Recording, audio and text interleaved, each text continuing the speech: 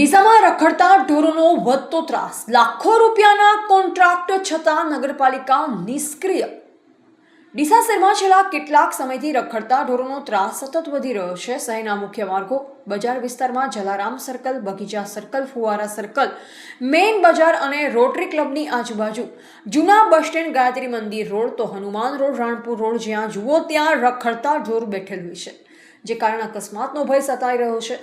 તેમજ રહેણાંક વિસ્તારમાં મોટી સંખ્યામાં ઢોરો અડીંગો જમાવી બેસી રહેતા હોવાથી વાહન ચાલકોને રાહદારીઓને ભારે મુશ્કેલીનો સામનો કરવો પડી રહ્યો છે।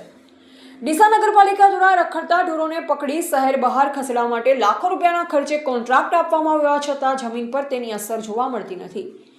શહેરના વિવિધ વિસ્તારોમાં હજુ પણ ઢોરોના ટોળા રસ્તા પર જોવા મળતા હોવાથી નગરજનોમાં ભારે રોષ જોવા મળી રહ્યો છે। રસ્તા વચ્ચે બેઠેલા ઢોરોના કારણે ટુ વ્હીલર વાહન ચાલકોને અકસ્માતનો ભય સતાવી રહ્યો છે। ખાસ કરી રાત્રિ સમયે દ્રશ્યતા ઓછી હોવાના કારણે અકસ્માતની શક્યતા વધી જાય છે। અનેકો વખત ઢોરોની અડફેટે લોકો ઈજાગ્રસ્ત થવાના બનાવો પણ સામે આવ્યા છે।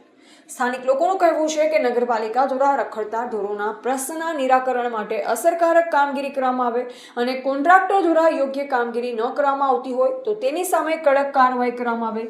નગરજનો હવે પ્રશ્ન ઉઠાવી રહ્યા છે કે લાખો રૂપિયાનો ખર્ચ કર્યા બાદ પણ જો સમસ્યા યથાવત રહેતી હોય તો જવાબદારી કોની નક્કી કરવામાં આવશે। શહેરના નાગરિકોએ જિલ્લા અને નગરપાલિકા તંત્રને તાત્કાલિક પગલાં ભરી ડીસાને રખડતા ઢોરોના ત્રાસમાંથી મુક્ત કરાવવાની માંગ કરી છે।